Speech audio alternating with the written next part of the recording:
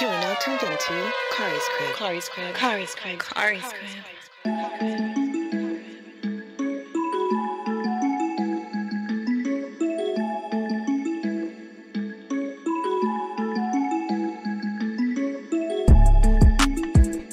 What's good and Tim, pretty people? Friday night. My name is Khary. This is my crib.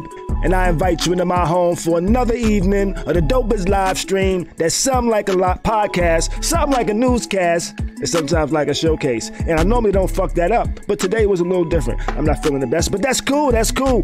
What's good with everybody out there? How is everybody feeling this Friday evening? What's up to everybody in the chat? Glad you're tuned in. Glad you're checking in with us. We got some interesting things we're going to be talking about tonight. Some interesting topics, little interesting news I found this week, you know. Finding entertaining news this week has been a little bit challenging. You know, I like to try to find some news that's not so serious for a Friday evening, but this week that was pretty hard to do, you know. It's been a wild week, y'all. It's been a wild week in America. You know, so yeah. I want to have some fun tonight. I wanted to start off fun, but it's kind of hard to do that and shit, man. You know, I was I was challenged to find something fun to talk about this week. You know, has anybody seen anything fun or heard about anything fun going on this week? It's been kind of a sucky week. You know what I'm saying? Just with all that's been going on from Brooklyn Center to New York to Florida to the Midwest to, you know what I'm saying? It's been everything. Like, seems like everything's just been evolving around pistol. You know what I'm saying? This recent week, you know? And of course, you know, the regular shit that we dealing with on the new norm or everyday COVID. Mm-hmm. You know, the COVID, because now they talking about some people may need a third dose. Really? I didn't. Yeah. I was watching that on I think that was CNN. I might have been seeing that on or maybe CBS, something like that. It's one of those C's. But yeah, talking about, you know, a booster shot, if you may, you know what I'm saying? Since your last booster was supposed to be at like 18 or something like that, you know, go to the doctor, like, yeah, it's the last one you get. Yeah, I didn't hear about that. That's interesting, though. I'm gonna have to look that up, look into that and shit. Yeah. So how's your week been, though? How's your week been, Grace? I mean, just been working. I try to stay out of the news and under the radar. So unfortunately, when stuff does seep through, it's kind of like, oh, it's serious. So I've been trying to avoid society for a little while. So gotcha. Yeah, I've been pulling. All right. If for those that may or may not have noticed, I'm not really going to be drinking too much this evening, you know? I'm not really going to be drinking at all this evening. I haven't really been feeling the hottest today, so I said, you know what? I'm going to chill. I haven't even eaten on my dinner yet. I just really haven't been feeling very well today, so don't be surprised if I'm a little laid back this evening, you know? But shit, what should we jump into? Should we just jump into this motherfucking week of trauma that we've had? Yeah, I guess so. All right. So this week of trauma. How do we start this week of trauma? Where did this start this week? You know? It would have to have started with the taser and the pistol. Yeah. Yeah. We kind of touched on it a little bit on Tuesday, but boy. I mean, but with that, like, I mean, you look at it like this, like 26 years on the force. You know, one thing is predominantly plastic. The other one is metal. One's yellow, one's black. You know, I'm still trying to find out where the mistake of all that is going on.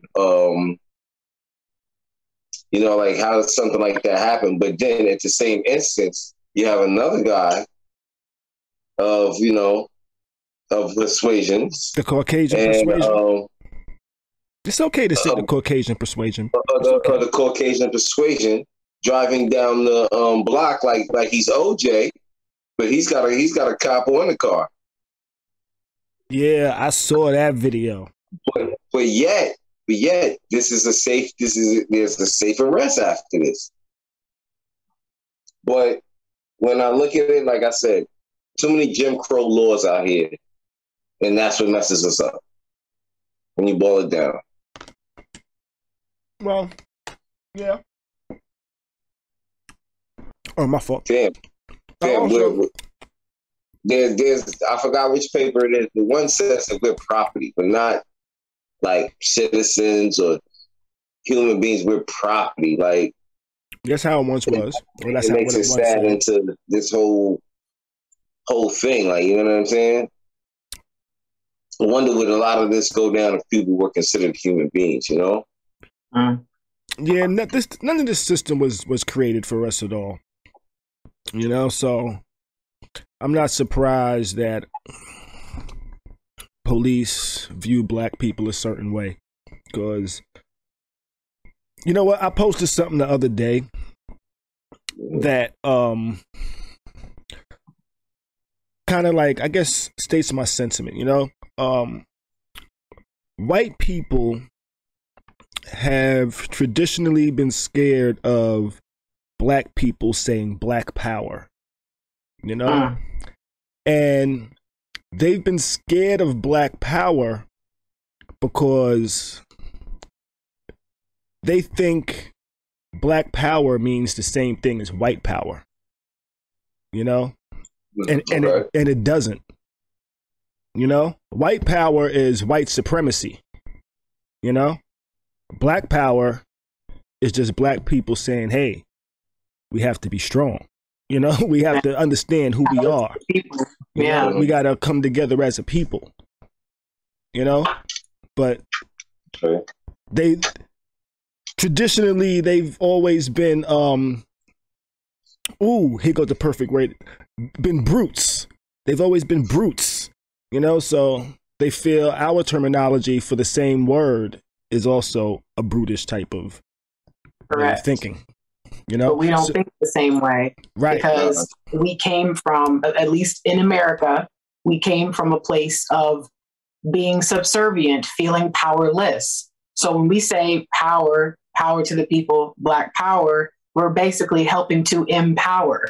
Right. Black people see black power as a realization of coming home, whereas white people see white power as supremacy, which is why it's often called white supremacy, because to them, losing white power means black people will be in power, or pretty much for America, I do think it's black people that they're most afraid of gaining power, because what majority wouldn't be afraid of the slave race overpowering them? Right? Like they know what they've, brought upon themselves.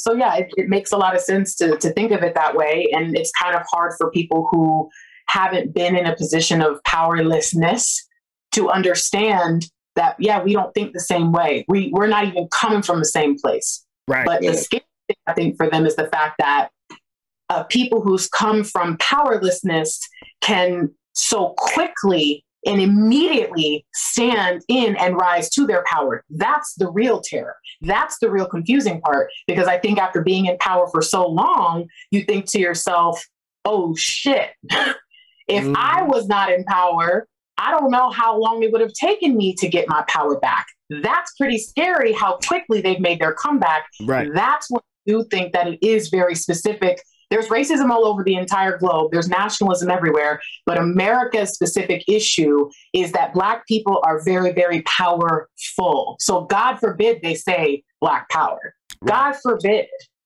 Right. So my another point of them just being in fear of Black people. Well, then another one of the traumatic things that happened this week. Black man walking down the street.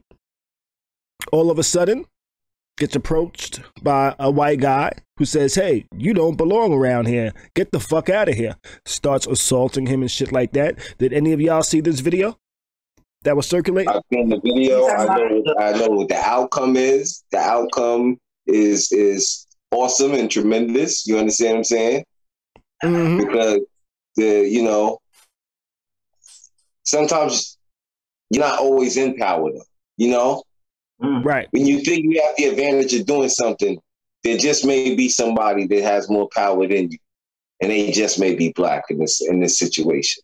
Mm-hmm. You're correct. And that's basically what it boils down to. I mean, that was disgusting of him. Because as a soldier, because he was a soldier or sergeant or something like that in the army. Mm-hmm. As a soldier, this is like horrible. Like, you're saying, basically, you told this kid, "Yeah, I fight for this country, but I don't fight for you. I don't fight for you as an American, or I don't fight for you as a citizen of this country." You understand what I'm saying? Mm-hmm.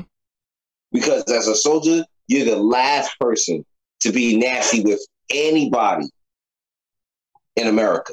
It should be. You know what I'm saying? It should be told, unless there's a martial law imposed and there's, certain things have to be imposed. And, martial law comes, you're not nice about it. There's nothing nice about martial law. You know what I'm saying? Mm-hmm. But in this particular, the head of the head happened to be black and said that this is not going to be tolerated. Right. And on the opposite end of the military guy, did we see the video of the black man that got pulled over in uniform? Yeah, that one fucked me up pretty bad. Yeah, no, that was disgusting. And you know what the whole thing is? We're going to say the Afro Latino that got pulled over. Mm-hmm.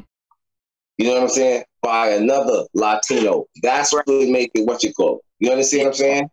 Yeah. Yeah, I feel like, but at the same time, you didn't have enough respect for this man.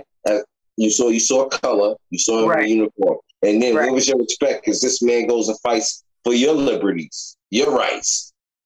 Right. As they so-called claim that, there really is no respect in that instance a lot of times, because regardless of what your position is as a black man, a white man could, he could be below you on the society scale, but still feel he's superior. And like, you could be the CEO of a company, he could be the janitor, but if y'all bump into each other, he's gonna act like he's your motherfucking boss. But see, in that type of instance, sometimes you can do that, but at the end of the day, as I leave him, I can just tell him, get your stuff and leave the building. Being the CEO, we're not gonna even have all this. I'm gonna make a call to HR. We're gonna get you out of here. Yeah. Okay. Yeah. What else we saw this week? We saw the video released recently of the young 13-year-old kid Adam Toledo, where he was shot and killed by the police out in Chicago. Had his hands up. Cop panicked, shot this child dead. And they lied about it initially. They said he had a gun. Though he did have a gun, they didn't tell the whole story. They said he had a gun when he raised his hands to shoot him, but he didn't. But my thing is with that, the gun was, I believe it was tossed 2 or 3 feet away from the kid. So I just like to know, how did he raise his hands with this gun and get shot? Like, the gun was on the side of him. It wasn't like it was behind him or in front of him. I don't know too many people get shot straight on and toss the gun goes to the side. I'm not no ballistics expert or anything like that, but it just doesn't seem. I tell you what, I reluctantly watched the video I tried to stay away from it, but I came across a news story where like somebody was like walking through it step by step, you know. So even though it was traumatic, it didn't seem as traumatic in that instance, but it was, trust me, it was. But watching the video, the kid was running. So there was reports of gunshots. Police show up, grab up a guy that's about 21 years old. Adam Toledo starts running. 13-year-old kid starts running. He's running down the alleyway. He gets to a fence. He has a gun in his hand. Actually, I don't know if it's in his hand or in his pocket, you know? He's running down the alleyway. Gun's either in his hand or in his pocket. He gets to like a hole in the fence. Cop says, "Put your hands, show me your hands." And he tosses the gun behind the fence. And then he goes to show the cop his hands. And a lot of times, like a lot of instances, the cop gives you an instruction. You follow the instruction and they get scared and shoot you. Or they say they get scared. You know? So that's kind of what happened. He raised the cop said, "Yo, show me your hands." He put his hands up and the cop shot him. You know, body cam footage. And it took pressure to get them to release this video as well. You know, and watching that video kind of like hit a spot with me. And I say that because the first time I ever had a gun pulled on me was a cop. You know? I was 13 years old. And a cop threw me up against the wall and put a gun to my back. You know? And it's like, damn. That was uncalled for. You know? But how close shit has been for me growing up, you know, with just little instances like that. You know? Yeah. That shit, which makes me thankful for, I guess, just my kids being able to just sit in the house and do fucking nothing, you know, instead of hanging out in the streets. You know, I'm able to provide things like fucking computers and games and internet and shit like that to where they don't really feel the need to go out and just hang on the streets and just, you know what I'm saying? When I was a kid, I used to just hang on the streets, to tell you the truth. I used to just hang on the streets. Go out from afternoon to evening, just hang out on the streets, you know? So when people say, why was this kid outside at that time? Because he was a fucking kid in the hood, and that's what kids in the hood do. They go outside.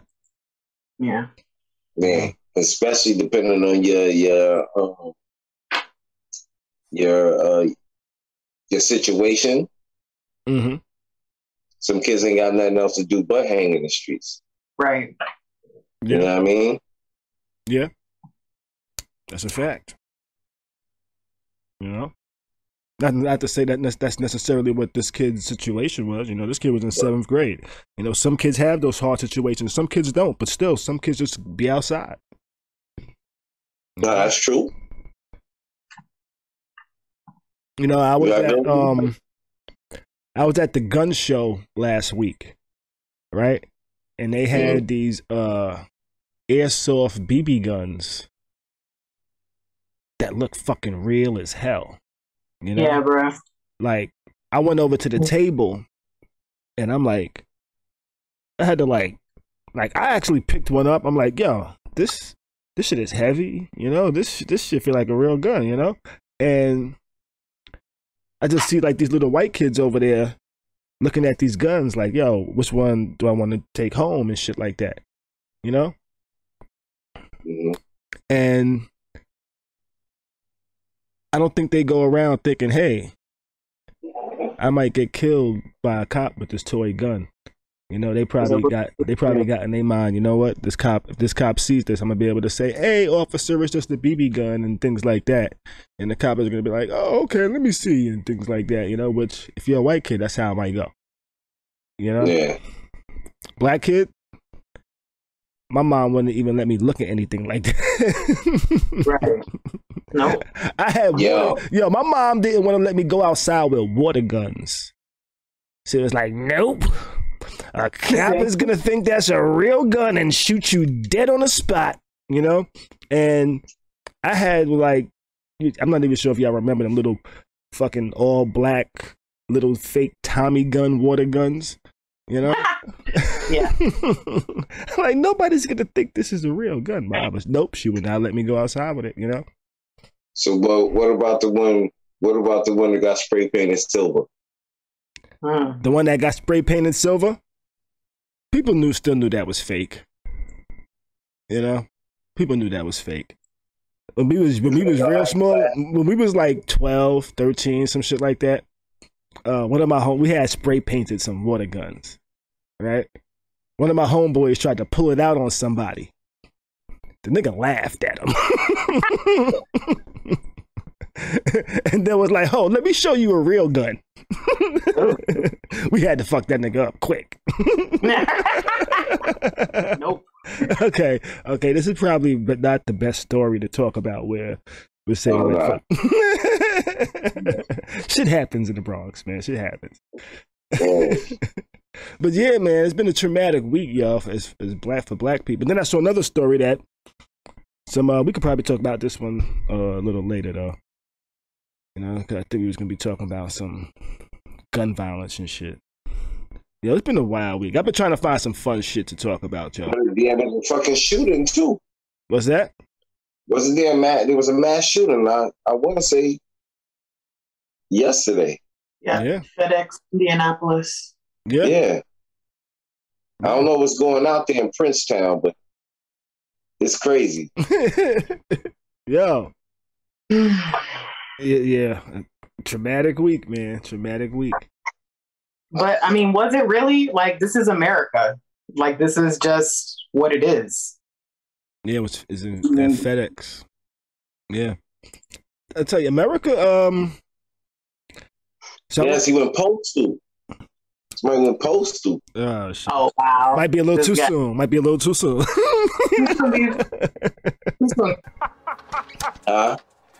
Keith Hadding told me that joke. Oh, man. I know like 8 people got shot, though. Yeah, 8 people did get shot. But I'll tell you what, America's gun culture is crazy, yo. I went to the gun show like last weekend. You know, they have it like every other month out here. They have like the gun show where you can just go there, check out mad guns, buy mad guns and shit like that. And the shit you could buy, I think I might have mentioned it before, the shit you could buy there is crazy. But I've been thinking, I was like, you know what? I need more guns. You know what? You need more ammo. I was like, yo, I need more guns and more ammo. You know? I need to get a couple more handguns and I need a couple rifles and a couple shotguns. You know? You know why? Why? Because everybody else has them. But that's the whole way you got it. What's that? What you said? That's the whole way we got it. Bear arms. Yeah. What's this? News people said it's a problem because there's been 147 mass shootings in the U.S. This year? Yeah. Yeah. 4 months in the year, there's been 147 mass shootings. And I think they said that there's already been, I can't remember the number, but it's something thousand. If it's not like 38,000, it might even be like 100,000. But there's a lot of people who've already died from gun violence this year too. Just general gun violence, like if you die from a gunshot. So, bruh. And again, we're in April. Yeah. Man. More reason to own a gun and have a lot more. Again, I don't know about the number of guns. Can you? I'd like to hear you guys explain that. I'd love to hear more about the number of guns that you have. I feel like if you're a good enough shot, if you've got the right gun, the right ammo, why do you need more than a few? Because you never know who's coming to get you.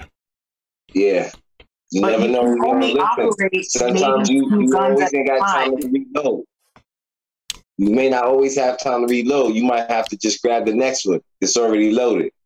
And you know why else? Okay, if you guys are going out like that, man, like, just don't come to my house, okay? If that's how y'all are going out, just regular ass Americans, bruh, like, again, I got weapons, but again, I'm not gonna go to the point of like having like too many until I have a place, like I have a safe, I have a place to go shoot all the guns. Like, until I have all of those things, I don't know. I just don't get it. I feel like the more guns you have, the smaller your space is, the more likely you're going to have some shit go down.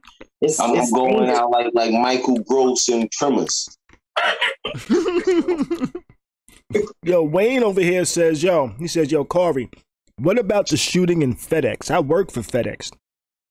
He can't see how he got a gun in the building because FedEx security is like the government building. To get in or to leave. So that is interesting.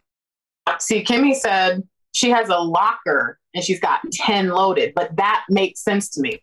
One of the things that I would like to do as I expand my space, and if I continue to have a larger house, because I might go into like an RV kind of thing in the future, but like a tank RV. But anyways, if I do, then I would like to just kind of install those like gun locks that you can put onto the wall, where you're the only one who really knows how to quickly get the gun out, and it's loaded, and the moment you pull the gun out, it cocks it for you.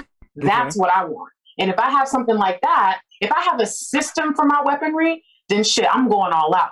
Again, to just have guns out laying around, I feel like that's an op. To me, I feel like I'd be like, I know somebody who knows somebody who knows somebody. You couldn't tell nobody about none of those guns. And then you basically just have to be like on guard all the time because you got guns loaded in every room of your house expecting someone to come and kill you. I don't know, bro. I don't want to feel like that, bro. It's too much. Well, I'll be back. Here goes a little bit of my viewpoint. I'm in Florida, right? Getting a concealed weapons license is pretty easy as long as you ain't got no felonies. Yeah. You know? So, technically, even without a concealed weapons license, I could drive around the city with like however many guns I want in my car. You know? And these white families are raising their kids in their backyards, shooting and shit like that. You know? Okay. So are black families. Maybe not a lot, but in the country, many black families. Up north, I don't know how it is. Right.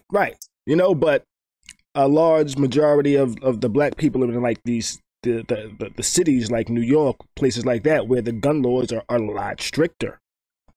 To where you really can't even have a gun, you know? But with that being said is, a lot of them not only are training their children to shoot and bear arms and be ready for war, a lot of them are also saying, be ready for the race war, you know? So, I want to be able to know that I can Where are these white people that you know? I just want to know which white son told you about his father training him for the race war? You know that guy that just harassed that black kid walking around the street that's in the military? Yeah. Motherfuckers like him. I mean, and they're again, in abundance. Like, y'all know me, man. With the speculation, bro, you can't talk to a mixed person with the speculation, bro, only because I've seen everything top to bottom, and I've also seen some crazy ass racist black people. So it's like, I feel you, but I don't. I feel like the same thing. I feel like more black people have already trained their children for race wars, if you really about it, because we already got to teach our kids to raise their hands in a regular ass traffic stop. So you want to talk about being prepared? I feel like black people are more prepared for war than white people because we're in the war every day. So I feel you, but I don't, because I've been there. I've seen it all. I know there are people out there who are evil, but again, to me, having a white person being trained up to be ready for the race war, we saw what they did. They went and stormed the Capitol. They went and did a bunch of stupid shit, disorganized as fuck. Exactly. and how did it impact your life? You know what I'm saying? It didn't. It's the same old shit. You gotta think about it like this, though. Imagine if that was black people that did that. I know. Yeah, we didn't. That's why we didn't do that. I'm gonna have to go with Grace and say that the same way that there's white people out there training their kids like that. Yeah, listen, there are some country black people out there training their kids the same way. I'm not disagreeing. Yo, the DC sniper, listen, I bet you there's 100 of him. I bet you there's 100 of him or more. Mm-hmm. Easy. This is America. Right. And then now, how many of the others are there? It might be the same amount. Quiet as kept. Everybody ain't about that. You know what I'm saying? It's about like 90% I gotta say more. This. all white people ain't racist, bro. No, they're not. You know, like, but a whole lot of them are. A whole lot of them are, but everybody ain't looking for that. What you call it? There's a strong majority of them that just want to coexist, bro. Because at the end of the day, the government treat them the same way they treat us. Exactly. You know who had a good analogy? Muhammad Ali had a good analogy. He did. I'm sure he did. Go ahead. You know, he was like, "Yo, if there was like millions of snakes coming at you, millions of snakes coming at you, and somebody said, you know what? 10% of them snakes coming at you are good, Are you going to let all them snakes come at you and you choose which ones are good, which ones are bad, So what's your point? Do you believe that you should just go purge all white people? No, I didn't say purge all white people. You prepare for when they want to come purge your ass. That's what you're prepared for. Again, I just feel like there's a duality that we all have to have. We all have to realize there's an enemy around every corner, just as there's a friend around every corner. And you just really got to figure out how to live your life without becoming completely wrapped up in a narrative that's going to encourage you to go end up becoming the DC sniper or training your kids to like go start race wars themselves. Like, that's all I'm worried about is I don't want to hear people saying the same thing that white people are probably saying about them. It's just, that's the hard part about it, bro. I'm saying prepare, because there ain't 100 black cops killing unarmed white people every fucking week. I mean, I don't know. We say black cops are the worst, but again, they are bad. They ain't shit. Yeah. A lot of them ain't shit. It don't make sense. That's black on black crime. Black cops are the worst on black people. Okay, all right. Now, and the reason why a lot of us say that black cops are the worst is because we've always felt like these black cops are now trying to impress their white counterparts by saying, you know what, I'm not going to be nicer to this guy because he's black. Now he's going to be now he's going to be extra tough on us because he's black, and he's not trying to look like he should give us favoritism because we're the same skin color. So now he's being an extra dickhead. Just to y'all heard about that cop that she snitched on her counterpart. And no, she didn't just snitch on him. She physically fought this man. Was it a woman or a man? Whatever. Somebody heard about it. Where a cop physically fought their partner or someone that they pulled up on who was basically about to end somebody's life in the middle of a altercation type thing. And now she just was, and now she was just able to get her money and like 2 years back pay because. So it's like, bro, I feel what y'all be saying, but I also feel like it's so easy to forget humanity. And sometimes when I think about cops, even when I think about a black cop with what you just said, what if it's a black cop who realizes if I don't do something I'm not going to be safe myself? Because I've seen in some of the rougher parts, like Boston, New York, whatever, those true stories that come back out of like the corrupt cops who they'll hurt each other. Like, they don't give a fuck. Yeah. So it's like, I feel bad for the black cop who you might have interacted with was having a fucked up day where someone just threatened their life, and in their instinct, they just did that, versus the real black cops who are racist against themselves versus the other black cops who never were racist until they got on the job. It's like, bruh, like we forget that people are people, and it has really less to do about skin tone than anything. It's about hatred, bruh. It's about fucking hatred, just looking for any reason to be fucking hateful, looking for a reason to use your power to enforce your hate on people. And I just feel bad sometimes because I hate cops because they scare me. I hate the fact that I can't have a cop outside my house without watching them until they leave because I'm afraid for my life for no reason. But then I also am grateful to the people who choose to put their life on the line for me. And it's fucked up. I feel fucked up about this duality that I'm stuck in, that I can't. It's like, how do you, y'all get it or you don't get it? You know what I'm saying? And I can't try to. Right. So on that same token, that woman cop that we're praising, she had to fight and go through a whole bunch of bullshit for years. Exactly. And guess what? The good cops don't necessarily want to go through that. You know, they don't want to, you know, she had a pension that she probably lost because of that, you know, and that's $800,000 worth, brother. Right. And that's what scares police from doing the right thing. She did the right thing and she got fucked over because of it, you know, straight up. And that's why I don't really believe in good cops, because good cops try to do good shit and get treated like the motherfucking enemy. And then guess what? They're no longer cops. So good cops, they figure out how to get rid of them, you know? I think that's truer for probably cops in New York. Again, St. Louis, Chicago, any place where there's a lot of violent crime and a lot of previous like mob type or gang type shit. I feel like there's probably very few opportunities to be a good cop there. But I do feel like some like, not necessarily, because if I say small town, backwoods country, some of us are afraid to drive through certain parts of Georgia for that reason. Exactly. But there are probably some places where it's just like, I went into law enforcement because I wanted to help my community and I have a small enough community to be able to do that. And it ain't really no shit going down. There's nothing too corrupt. So I'm just regular. I'm sure those cops exist where it's not even about that. And I feel bad for them fucking people. I feel bad for the people who leave a small town and go to a big city and think they finna go be a helper and end up stuck in a fucking system that just keeps fucking them. So they can't do shit. Bruh, I don't believe everything you say about cops because I've met good cops. And I also think that your mind is so New York, bruh. I can't blame you. I've been in Florida for 20 years, though. You know, and I know, but you still sound like you sound, and all your friends are in New York, and you drove up to New York most of the time you lived here. I've had a lot of not great experiences with police in Florida. I've had experiences with police everywhere. There's dicks and there's nice people. Yeah. I don't think it's a good cop, bad cop thing, bro. I think it's a bumped into a lot of dicks. Thing, man. Well, listen, I'm gonna say to you like this. I thank God that all my dealings with the police, I've only truly ran into one dickhead. You know what I'm saying?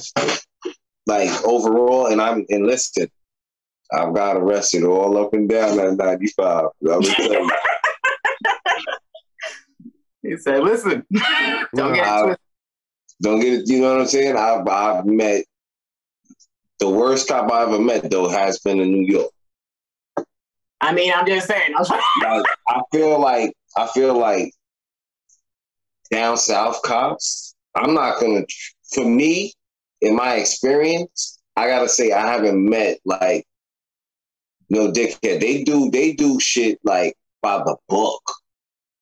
Like majority of them, that you know what I'm saying. I haven't met, like I said, I haven't met a dickhead. But you're talking about when you actually do shit wrong. Yeah. So you're talking about when you actually do shit wrong. You're glad that they're not being extra dicks. You know. Yeah. You're glad that they're being respectful as they book you in. I'm gonna tell you like this: in New York, I don't think that should count. Again, Khary, that's no. I think the way a cop treats you when you ain't do shit should be better. He's just happy you ain't giving him a problem. You know, he's happy you just put your hands behind your back and didn't fight because you knew you did some shit wrong. You know? Now, if I know I ain't do no shit wrong, and I'm like, yo, what the fuck did I do? And all he's telling me to do is put my hands behind my back, shut the fuck up. He ain't got to explain what the fuck going on.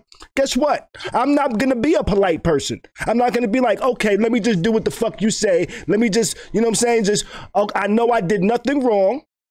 But yet this man should be able to slam me up against his car, throw my arms behind my back, and fuck how me up, many and do all times of has this. that happened to you for real? Like legitimately actually happened where you truly weren't, because you've admitted before that you knew you would kind of like you act different when you are doing something bad. You told us that. Right. So in those times where you were doing nothing wrong, how many times did that really happen? It was just like you were just walking down the street. I've been on police cars 3 times. And you just got thrown up against the wall. I've been on police cars 3 times because I've done nothing wrong. Just because police just yoked me up. Where were you? I've been pulled over in Florida, you know? And you got yoked up in Florida, fam? Yeah. Put on my car. What were you? How did you get pulled over? I was just driving down the street and the cop pulls me over. I have tinted windows. I was a young guy. Oh, yeah. You know? There it is. Right. Did you have something hanging in your rear view? No, and see, all of that shit is not cause to throw somebody on the car. Well, actually, in Minnesota, it is. Did you know that? No, right, and that's the problem. And that's the problem with police. You think they have the right to toss you around? They don't. Who is saying that? You just said that because you just said like Minnesota, they could do that. You know. See again, Khary. I know you're not in a great mood today, but you're not going to misinterpret my words. I said that it is a law in Minnesota or somewhere up there that they just talked about the other day where they can pull you over for having anything hanging in your rear view because it is an obstruction of your view. That is all I said. I was making a joke. Right, that's what I'm saying. The jokes, even jokes like that, have some type of truth to them, where people feel like cops have the right to do things to you, but if they feel like you're breaking the law. I didn't say that they had the right. I'm just saying that's the type of thing it implies when I'm just saying that's the type of thing it implies when people make jokes about shit like that because it's so common. You know? All right, I'll be serious today. I didn't know that we were No, we could joke. We could joke. I'm just saying, but that's why a lot of this is a really serious conversation tonight. So I'll keep it more serious because I don't want. If you're offended, then that sounds like there's going to be half of our viewers are probably going to think I'm making jokes about something. Probably too soon. So I'll pause. I'll fall back. No. Don't hold back nothing. You know. Ah, man, that's time out. I lost my rollers. Time out. You said you lost your rollers? I lost my rollers. My perm ain't gonna come out right. Yeah, let's give back to this guy right here. You're a ridiculous beast. He's like, let me insert an old 70s interruption here. This should. I heard my grandma say this once, and it helps calm us all down. Calm us all down. Okay, so wrap up the point on the police conversation, at least with there's no argument. You shouldn't have any reason to touch someone, pepper spray someone, pull someone for tent. The joke was they make those laws and then pretend they're not after Black people, which is why I continuously bring up the child support system. Because everyone wants to focus on one part of it, but it's like there's more than one thing set up in our country against us, down to the fact that they know we use tent to keep ourselves safe from being pulled over. So what do? They then say it's illegal to have too dark of tint. I understand that there is a huge problem here, but the point is, it is what it is. And sometimes the conversations, it's like, we could go back and forth all day, but the point is, this is where we're at. And the fact that there's cops that have to enforce shit they probably don't want to enforce. If y'all really got problems with anything, y'all meaning everybody but me, if y'all really got problems with anything, go fucking run for Congress. Go fucking join the white people amongst their ranks and change shit. But otherwise, respect the laws of the land the best you can. Hope you don't be one of the people who does everything right and still gets fucked. That's your fucking advice from Grace tonight. Well, so, there's a reason why when I was 6 years old, I told my mom I don't want to have children. So y'all don't want to hear my true perspective on the earth. But yeah, this place is fucking rotten. That's the truth. But that is the truth. I've never felt safe around police. Never. That's That shouldn't be how it is, though. You know. I don't know. I don't know if I ever will. I think even if there was supreme reform and everything, I don't think I still would. I'll be like, nope. I can't help it. It's already. I don't even have to see a person. All I have to see is a roof rack that looks like it could possibly be the lights on a police car, and I fucking freak out. So I don't think it'll ever change. Even if they get rid of the police, I think I see a uniform, I'm still going to get nervous. There's always going to be some form of police in pretty much every government space. And that's every country that exists at this point. So I don't know if that's going to change, bro. You see what happens in Nigeria, bro? The uniform matters to me. Well, in the U.S., you know, the uniform does matter. You don't want to mess with the uniforms out of the U.S. I know that shit. The U.S., the outside the U.S., they police be the motherfucking army and shit like that. They be walking around with M16s and all that shit. But in the U.S., I don't. I always pay attention to the uniform because I'm like, oh, that's just a security guard. Oh, fuck that nigga. You know. But, nah, fuck that. No, the reason why I say the reason why I say that is because security guards are usually more polite, more cautious than police because they actually face penalties and scrutiny when they do shit. Because they're still just a person with a job, not like an actual police officer. Exactly. You know, that's why I treat them differently. I actually give the security guard a little more respect because he treats me with a little more respect. Nah, bruh. Most of the security guards I've interacted with, either they don't give a fuck at all, like not even a little bit, or they take it way more seriously. They think, that's why people call them rent-a-cops, and they get really mad, and they think that they have the right to do whatever because they're private security on private property, and they can do whatever it takes to secure the property, like it's they shit. I had a security guard in Vegas who wore a bulletproof vest, a gun, and a taser, and was legally allowed to do so every single night. And he was a fucking bully. He was terrifying, and he was a black man. Me and my man and the rest of the security guards who we was all cool with, we will all talk shit about him. But when he came around, it was like Debo. When he came around, you didn't fuck with him, bro. He was terrifying. He seemed like the type of dude that would go DC sniper somebody. I'm out. God. So he's like my man in Atlanta. You don't remember the mall cop in Atlanta? Wait, what? You better back it up. Oh, yeah, wait, no. He takes homegirl in the door in front of her kids. Yeah, I saw that. You're lying. Yeah, I saw that one. One joint, he was wild. He was popping, He was popping and all that, He wasn't playing. Seanette over here has a good point. She said, what about a neighborhood watch like George Zimmerman who killed Trayvon Martin? He was his own. He trash human being. He wasn't. First and foremost, George Zimmerman was just out. He was his own neighborhood watch. Yeah, correct. Let's not even associate him with neighborhood watch. He was out there on his own, making his own trouble. He was a vigilante. All of a sudden, he neighborhood watch. He was a fucking fake vigilante.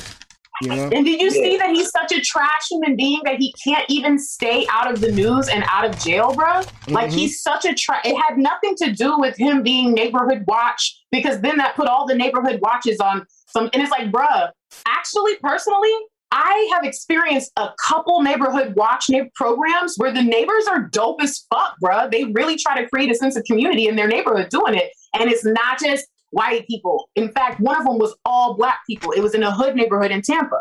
So personally, that kind of shit fucks me up because we always want to lump everything in and categorize everything.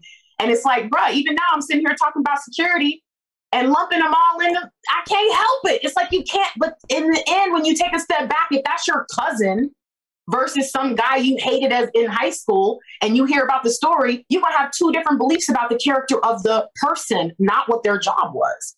But it's easy to generalize when we're frustrated. It's easy to just talk some shit. People, I look at people a little different when they say they want to become cops and stuff like that. Listen, my thing is this. When people say they want to become cops, okay, now, there's a couple of people that I know became cops. I understand their reasons that they became cops. Most of them are not cops now. But I understood some of their reasons. For one, my daddy, my brother, all right, I understand. You come from a line of cops. This is what you know as a profession. Cool, understandable. You didn't want to go to college.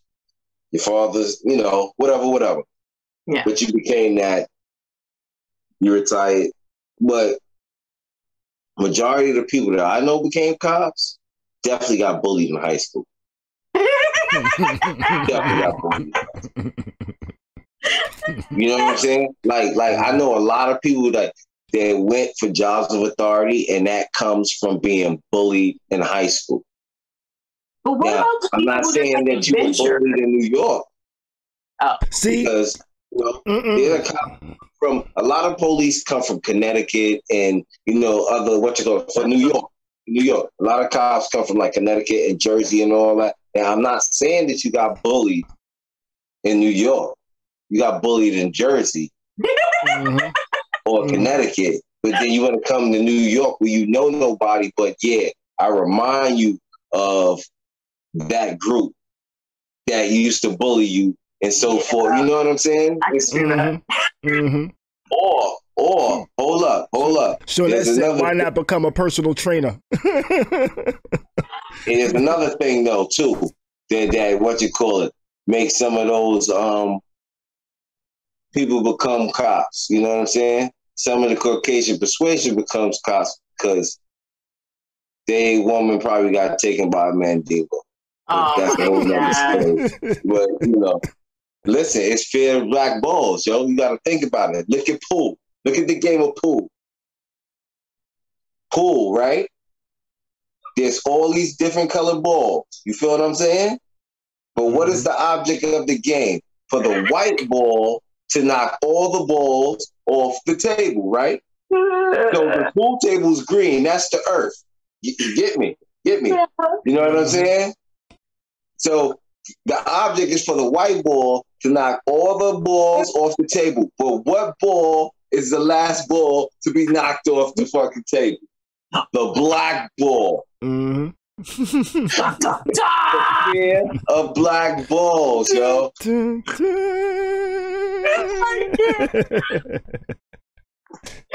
B's like, why y'all laughing? I'm serious. B's like, what's wrong with y'all? Oh, now y'all wanted to laugh and joke? Okay. Now, Grace, you also mentioned something. You said, what about if they wanted to become a cop for adventure? Look, I only said it because I do know about people who, like, when they're kids, like, I'm not talking 13, I'm talking like still innocent enough kids, 5, 6, 7, that are like, I want to be a policeman because it looks interesting, it looks fun. And then I'll even say, what about me? Someone who I wanted to join the FBI because I thought it would be dope to like fucking catch bad like criminals. I liked psychology and I liked like solving stuff, but I never ever even gave it serious thought because I knew what people would say about me. I could see it on your face right now. And that's the proof. Black people have got to stop this shit, bruh. No. We stop each other from entering into the very places that we fear and could make change off of some judgment shit, bruh. No. Straight up. I think no matter what color you are, if you're trying to become a cop for adventure, you should definitely not be a cop. You know, because being a cop. I'm talking about being a jit. And what if that's how it started? I'm saying, if that's how it started and that's how you feel when you still want to become a cop for adventure, you should not become a cop because being a cop should not be an adventurous job. Yeah, I understand, you know what I'm but you're not getting my point, and you always do this. This is why every time we talk, we argue because you refuse to acknowledge. I hear your point. Do you understand? I hear your point, yeah. But you don't hear my point. I'm not saying that they turned 25 years old and were like, yep, still want to be a cop, ready for adventure. That is not. No. I'm saying no. If that's still their motivation, I understand. They should not be a cop. You know. I understand. Like if right now they say if you say, hey, why'd you become a cop? And they say, oh, I wanted the adventure. Yeah. You should not be a cop. You should climb mountains or some shit like that. You know. I'm just saying, man, this is another reason I wanted to join the Air Force. I almost did a lot of, not almost did. The Air Force was the closest thing I almost actually did. But a part of the reason also was because I came from poverty and I saw the Air Force as what appeared to be, before I learned more, did research and had more friends in the military, appeared to be a really great way to stabilize, because I graduated the year after the market sank. I graduated in 2009. So I was fucked.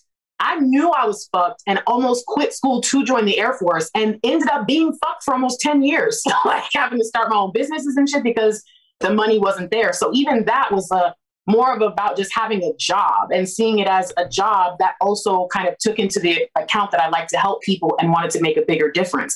Again, to say that someone is wrong for wanting to do something like that because it's the cops or the military, you joining the white boys, it's just, I don't know, man. It's kind of fucked up. And again, I feel bad because it alienates people from their own people. The lands of triple. See? Look at it. But that's okay, because you know what? If that's how y'all feel like you got to be, then you be that way. But the truth is, you could have very well had good friends that you could stop being around because they felt like you wouldn't accept them for who they were, which is more a representation of you than them. Especially if they don't end up becoming corrupt cops and you know what I'm saying? But again, we all got our opinions on shit, just like we have assholes. Right, T.I.? Right. So I know people that are cops. I know people that have family that were cops, you know, and from speaking to them, they're like, you know what? If I could have changed my career, I probably would have done something different. Some of them, you know, but some of them went in knowing they wasn't going to be able to change shit. Some of them went in feeling like they could change shit, realizing they couldn't change shit. So they just either had to do something else or just fall in line, you know? And that's my thing on policing. I feel people want to go in, or people of color that say, you know what, I want to become a cop. They go in saying, I want to change things. I want to do this. I want to do that. And realize they really can't do much change. You know, they can try to do what they can on the street, but a lot of times I think a lot of those people either are over policing because they're trying to prove a point that they're not treating black people different, or they just decide to take a desk job and just do shit like that because they realize they can't change shit, so they ain't even going to interact with people. I feel like you could take that statement you just said, type it into a transcript, and then plug in pretty much 90% of the world's positions and jobs, especially in America, and it would still be true though. Pretty much nowhere you go are you going to make a difference. Nothing you ever do is going to change the world unless that's your goal. So pretty much you said the other day, you were like, look, man, I'm not trying to be able to, you know, I just want to be able to take care of mine. And that's how most people think. That's how most people feel. And that's another reason why when most people go to a job, they're not trying to make a difference. So why are we mad at a cop? Oh, they should be more noble. But then on the other side, we're like, cops aren't shit. It's like, man, none of this actually makes sense if you take the time to talk and look through it. But again, y'all got to realize I have been treated like shit my whole life, and I tend to stand up for whoever is being defamed in the moment. So forgive me if you're disagreeing with me. Make another point and I'll say something else. For the underdog.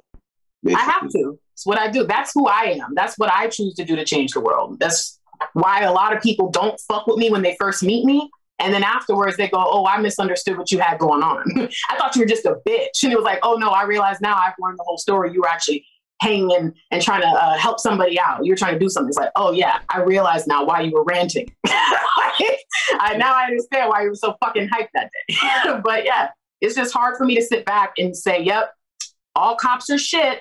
Nope, I don't believe it. I'm sorry, because I'm not going to talk about another human being that I don't know like that. I know there's some fucked up cops, just like there are fucked up people. And I cannot expect them to go into their job and actually believe that they're really going to make a difference, but maybe they can at least believe they can be a difference on their own. And I feel like that is probably what most of them go into being a cop. But just like every place has a place for someone to be evil, cops can go in acting and being ready to be corrupt. But that's the same anywhere else you go. Right. I go in thinking, okay, 98% chance if a cop starts assaulting somebody, another cop is not going to stop them. Maybe They're going before. to help. Hopefully that changes. I can't really disagree. I don't know 98%. I'm not going to agree with that because I think, but again, I get where you're saying, let's say they do begin to assault. You're not saying every cop is going to assault someone, but you're saying if a cop does, that they're not going to step in. Correct. I don't know if it's as high, but I do think it probably is a high percentage once they go to put their hands on them, again, assuming it's for no reason at all. Sure. Because if they're so comfortable doing it, that they're probably comfortable because no one said anything to them before. Exactly. I can understand that logic, but that's not all cops. That's not everybody. And the reason why I just feel bad because we're not going to get anywhere with this conversation that you want me to go. You want me to just sit back and be like, yep, but I cannot have my name associated with fuck all cops because I love all people. And unless you fucking try me or you do something that I could be like, you're a fucking piece of shit, I cannot sit here and be like, yeah, you all shitty. Because that's fucked up. I wouldn't want someone doing that to me because people do it to me all the time unknowingly. Being mixed, you get put into a lot of shit like that. You sit in the middle of a lot of fucked up shit and people don't even realize they're talking about you. So I don't like to participate in that kind of shit, bro. It make me feel like, wait a minute. What about where's their voice to come speak up? I like to just try to be realistic. Okay, and you're being realistic to your reality. I can't blame you. That's why I said I get where you're coming from, but I lived in Florida longer than you have, and I have a black dad darker than you. I have a whole black family darker than your skin tone. I've seen some fuck shit and I've seen some good shit. My dad is best friends with the fucking like multiple sheriffs, multiple black sheriffs in this state. They got good kids, good family, good. I'm sorry, bro. Your reality is real. And that's fucked up that you've been through that shit. And there's a lot of other people that is their reality. But the problem is we're all getting so caught up in talking about the reality, but we're not actually doing anything about it, bro. We're not doing anything about it. We're not. And talking about it doesn't change it. Neither does not talking about it. You know? Somebody got to spark the idea. What's that? So are we doing that? Are you guys gonna run for Congress? Because I don't think I can one day. yet. You guys can. I might one day. Listen. Enough of the old jokes, okay? You know, I might one day. I thought about it. I actually thought about like what could I run for in Tampa, and I've just been thinking, what out there in the world could possibly come back to haunt me. I've actually thought about it, you know? And I was like, you know what? Not much. You know, I probably would just like own everything. Like, you know what? And that's part of why motherfuckers like me, you know? And, you know, I'll probably do some shit like that. So I thought about it. I'm not sure you gotta exactly go out what. there like Eminem and 8 Mile. Just pull all your shit out. The last battle. But I did legitimately look into it, you know, and like really think about it. Because Grace, you and I actually have a mutual friend. His sister actually ran for a position out here in Tampa, like one of the district, like council or something from one of the districts out here. She didn't win, but she was running and she was doing her thing, you know. I supported her. I didn't live in her district, so I really actually couldn't vote for her, you know. Right. But I tried to do my thing to support her. But that seeing her do that actually is what made me actually look into it and think about that at some point. So. Yo, that's the kind of shit you should be talking about. I know somebody that tried to do something. Huh? Khary, La the lyricist's brother. Mm-hmm. He's the mayor of Peekskill. Okay. You know, so he tried these. Wait, did you just say Peekskill? Like in Bear Mountain? Yeah. I know Peekskill. I've been on Bear Mountain. That's so crazy that you mentioned that. A place of all the places. Sorry, go ahead. Wow. Yeah, what's up? You know. What's up? Now, but I'm actually wondering if I did do something like that, what change could I actually make change? So I've actually been watching people like I can't even think of her name, AOC right now. You know what I'm talking about, right? Yes. Yeah. Ocasio-Cortez. Yeah, so I'm actually like watching things she's doing, not to see like how she does it, but to see what change she can actually do, you know, what changes she can actually create, or in things like that. I'm actually watching people and seeing. I like Gary Chambers. Yeah, I like Gary Chambers too. I'm interested to see. I knew he was going to be running for something soon, just by the way he was speaking. His social media really came up, and he's really doing his thing for his city and shit like that. So I'm not surprised he's running. And I actually like him. If I was out there, I would vote for him, but I'm not in that city or state, you know, so. Yeah. But Gary Chambers is the truth. I think he's going to be on a national scale at some point. Yeah. I wouldn't be surprised if he tries to run for president one day independently. Yo, me neither. I would vote for him. Yeah, so would I at this point. You know, but I can guarantee you he started doing a little too much, because he doesn't really seem to have much backing on a political scale in regards to any party particularly pushing him, you know? He's kind of seen that he's made this name for himself on his own, for the most part, with just like people sharing his shit, like even celebrities started sharing his shit, and that's kind of how we know about him. But I think if he starts to making a little too much headway on the political front by himself, somebody's definitely going to try to drop some dirt on his name in some way. You know, somebody's going to try to find somehow or some way to try to slander his name to make whatever he does good not look so well. You know, yeah, that's my only fear. So, okay. Appreciate the like, the card, the follow, the card guy. Appreciate that. Yes. Thank you. You know? So, what's the next topic, though? Yeah. I was just about to say that. What did we talk about so far? This is what we spoke about so far, huh? Mm-hmm. I mean, are we gonna just steer away from the cops? Or are we gonna just finish up all our police stuff for the day? Yeah, I don't know if that conversation will ever be done, y'all. I feel like it gets brought up pretty much. It's always a shooting. About the Boston cop and get that out the way too, or is that not a topic? But that's a topic for later. I don't even know about the Boston cop. Tell you the truth. Yeah, what is it? I don't even know about the Boston cop. What's the one that was molesting the He was molesting, doing mad child molesting and all this for like I want to say 10, maybe something more years of that, and they have evidence on it and all that, and he they basically just been letting him get away with this in Boston. That's terrible. Yeah, but he's like he's disgusting, pretty much. He's disgusting. He's disgusting. He's disgusting. We look like we in size order right now, y'all. We kind of. Yeah. I was like, why am I all the way down here, bro? I don't think B sees it. Yeah, let me oh wow. Update this view. Yeah, I ain't see what's going on. Oh. Let me update this view a little bit. There we are. Yo, really? That's what's going on?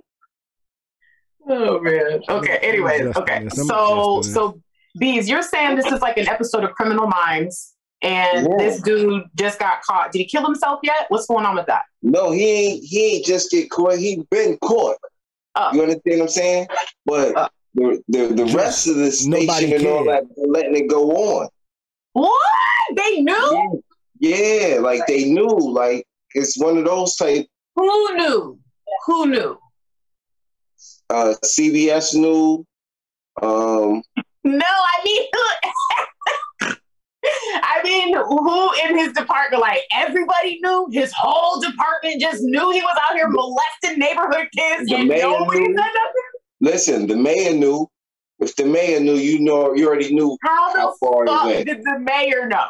Where not the new mayor, the old mayor, right? Yeah.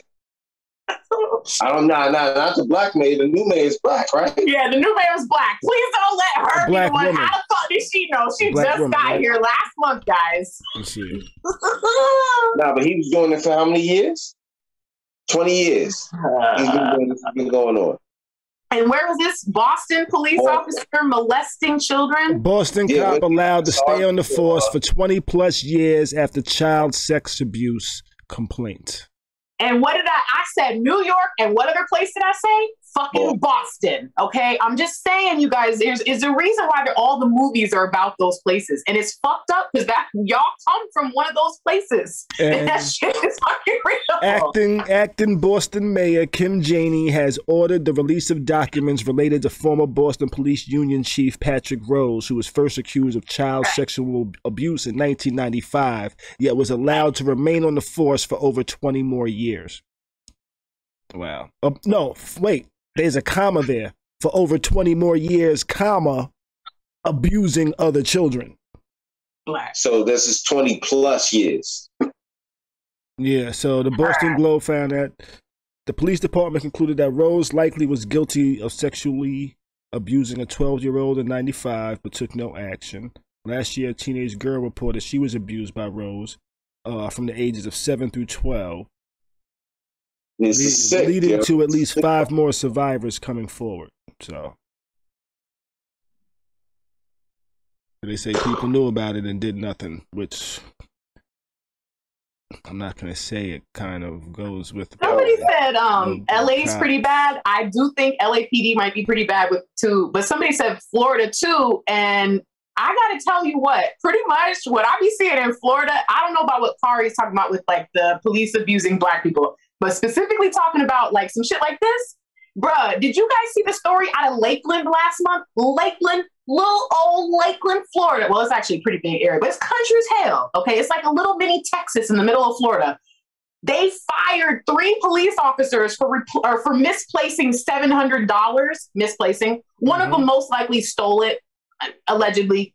And the freaking sheriff not only fired all 3 of them, put their mug shots on the fucking shit, bruh. Hillsborough County and Polk County love doing exposés on their own officers. So I don't know, bruh. Y'all might be wrong about Florida. At least where I'm from, bruh, they be calling these cops out for this shit, bruh. They fired 3 cops, did a full-on like 4-month investigation with these dudes on leave over money. Over money. Like, bruh. I don't know, bruh. I don't know if Florida's as bad as y'all think, bruh. At least not with now, we love doing sex trafficking stings too, but that would mean that Florida's really bad at with sex trafficking. So that's kind of gross. You know what's so bug that I find so bug?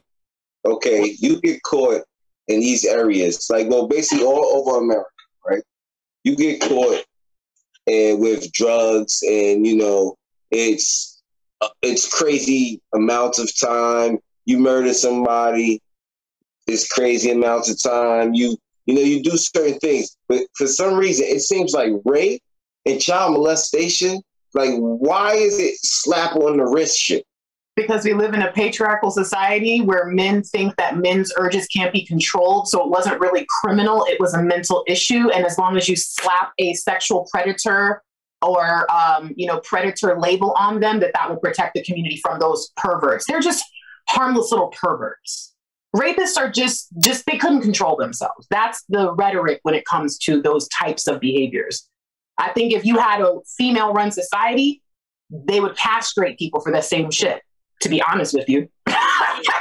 They would take this shit a little more seriously. Yeah. But I think that typically when you hear about rape cases or molestation cases where things were kind of swept under the rug, it was like, oh, he couldn't help himself. He's sick. So they don't want to take it too seriously because they seem to be able to stand in support for that for some reason. Again, just what I've experienced, just what I've seen, and also coming from a social work background, you also have to remember that a lot of people, their perversion and their violence towards, like, in terms of sexual things started very young for many of them too. So that's another reason why a lot of these people can get away with things. Bruh. But my thing is like this, with that, how many pedophiles did you make after that? You understand what I'm saying? Oh, a lot. That's why it's getting worse. Like, because it's a chain reaction. It's a chain reaction. And the thing that's fucked up about it is, more than likely, when it happened to you, you ain't like the shit. No. You know what I'm saying? So my thing is this, why would you impose that on somebody else? Because some people didn't like it, but also get fucked up by it. Some people get pleasure out of it, but some people are sick, like actually sick. Some people claim sickness, might be sick, but still get sick pleasure out of it. So again, it's not always like people like hurt people. It's like sometimes hurt people don't know that they're hurt. Sometimes they think it's normal. If you think about this, if a child is molested as young as 3, 4, 5, 6 years old, they now believe that that type of behavior is play. That's what they were most likely told to get them to engage with this predator. If they had a predator in the older years, maybe eventually they realized it was bad. But if they had it with another kid, let's say a kid who was only a few years older than them, or another child who'd been molested, their same age, they may not know for a very long time, especially if they never talk about it, because it's secret fun play. They may never know that that was a bad thing. And if they meet another child who's also been molested and they can kind of make it work and they both have the, okay, this is our secret time, who the fuck's going to tell? So, bruh, that's why that type of issue, family perversion, incestual behavior, continues even now because no one wants to talk about it. Or when it finally does get talked about it, it's after the person has become damaged and they say, let's find the root cause of this issue. Shit is fucked up, bruh. Mm-hmm. Yeah. That's why you got to put them in a washer. Solve that problem. Yeah. Somebody, you're right about that. We get a lot more serious than I thought we was gonna get tonight. You really? Mm-hmm. Okay. So all right. I guess what I don't. I guess when I'm not really sipping, we get a little too serious, huh? That's what it seems like, huh? But I see you got Pentagon confirms leaked videos of UFO videos. Is legit? Yes, the Pentagon confirms leaked UFO video is legit. There was a video that was leaked back in 2019, and the Pentagon is just now confirming that it's real. That it's a real UFO, but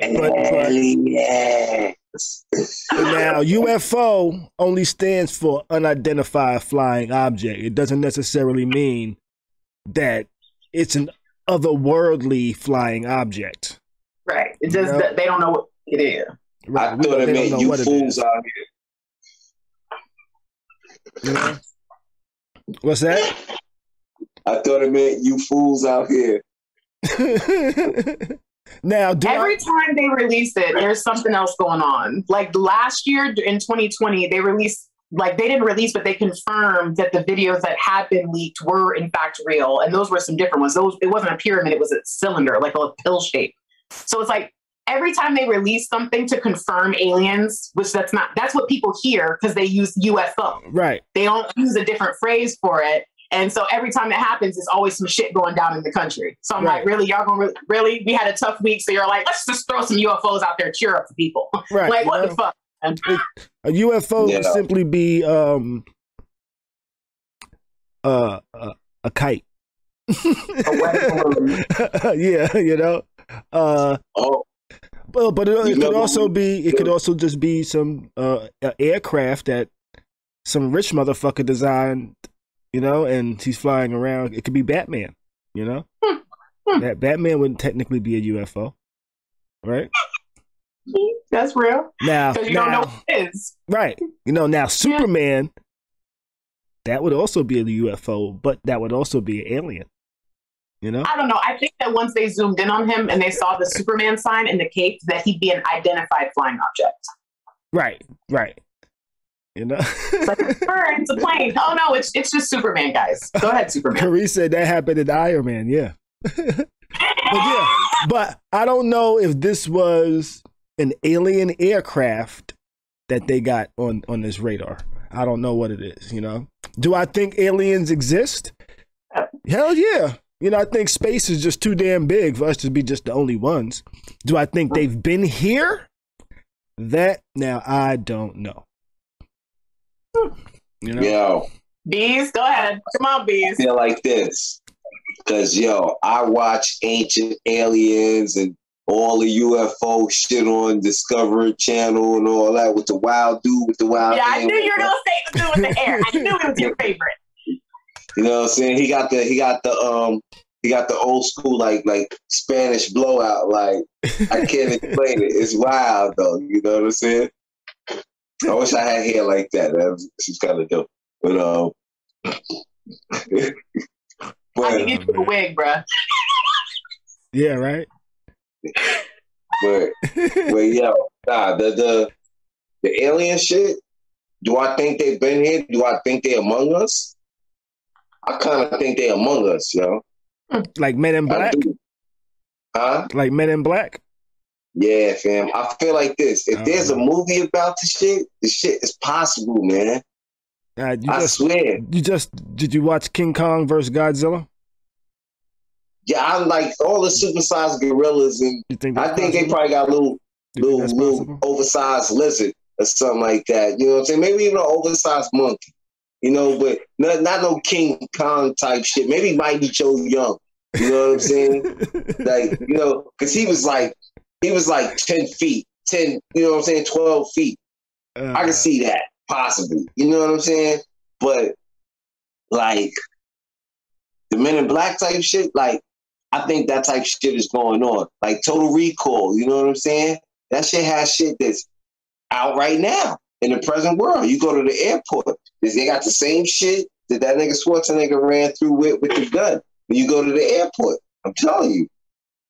You know what I'm saying? It's a lot of shit that, but it's not just X-ray an idea. Kevlar, they can't find none of that shit on the planet, but they making that shit. Where y'all niggas get that shit? You know what I'm saying? You know, it's certain shit. Just like chicken nuggets, nigga. They manufacture it. Yo, listen, they will manufacture whatever they can in America. If they don't do it here, they're going to do it in China. They're going to do it in China, they'll find a way in Australia. They're going to do it in Australia, they'll find a way in Africa. You know what I'm saying? Yo, Antarctica, all that. I think like where the real cold shit is, I think that's where all the real secret, crazy shit goes on. You know what I'm saying? Mm-hmm. Yeah. Shawnette over here in the chat says, there are multiple dimensions in her opinion. She says life has already been confirmed on different planets. What kind of life though, you know? They haven't confirmed no they haven't confirmed no like motherfuckers walking around or creatures walking around. They've confirmed like microscopic organisms and shit like that. Tardigrades. Yo, you know? Yo. To interject, I do think that there is some like Jackie, some Jet Li shit going on. Like the one, I think that shit's possible, bro. Yo, deja vu is a motherfucker. You feel me? There's a lot of times you go through your day or days or something like that. You go something, I've do thought something of shit like that. I've thought of shit like that. I did this shit before, yo. Okay, you know what? But it'll be your first time doing it. Okay. Maybe this was me getting high one day, a little too much, or just thinking too much. But I've kind of felt somewhere within that realm, Bees. You know, like there's multiple yous and different dimensions and shit like that. But I've kind of felt like that kind of happens, and I kind of feel like I might be one of the few of me left. And I kind of feel like when you die in one place, like your energy goes to another. You in another dimension somewhere like that. But I kind of also feel like your dreams and shit could actually be like other yous in other dimensions and shit and things like that. And I was like, you know what? Maybe there's not many of me left because I don't dream that much. And that's like how my thought of that ended. You know, I was like, oh shit, what if there's not many of me left because I don't dream that much? And either all of me that's left is awake at the same time, or maybe I'm the one that's left. Yo, don't say that, yo, because I don't do, yo.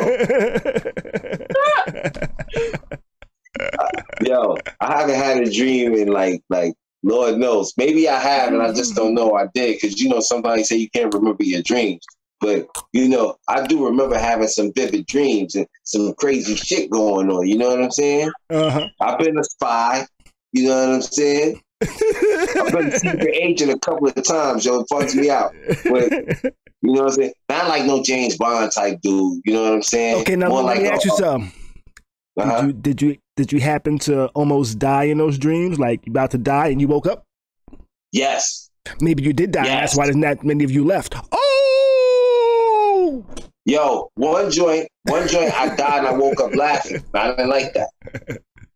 Oh shit, that's wild. Word. You know, this could be like a wild movie script right here we could be writing.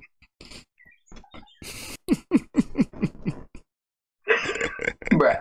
Yeah, yo. But the UFO shit, like there's evidence, yo. There's a lot of I feel the first contact was definitely in Africa. There is a Wakanda. I don't give a fuck what anybody say, yo.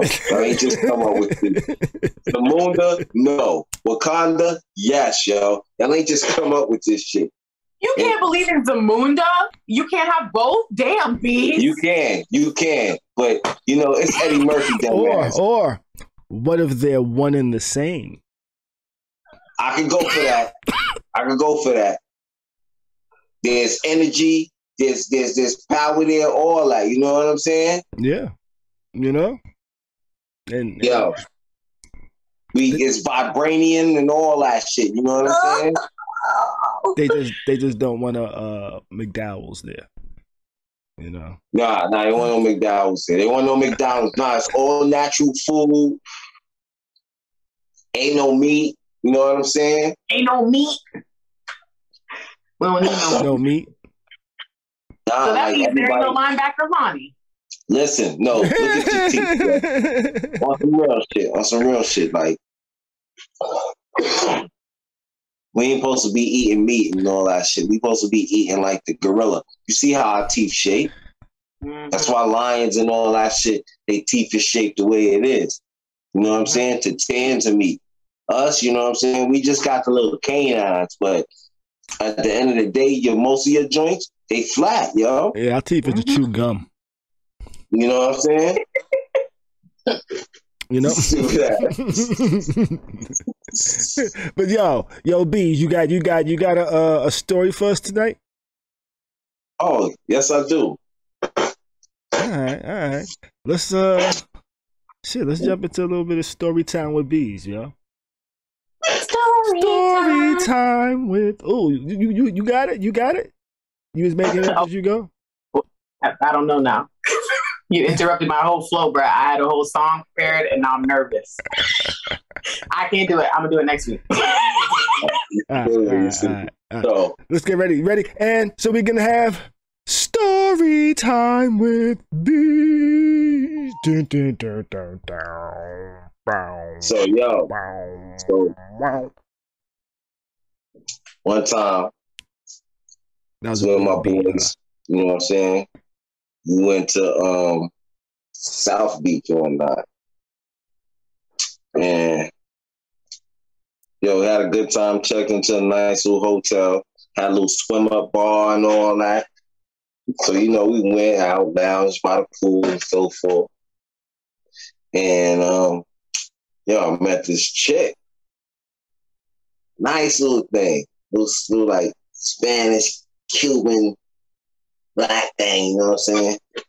So kicking it with her at the pool bar and all that. And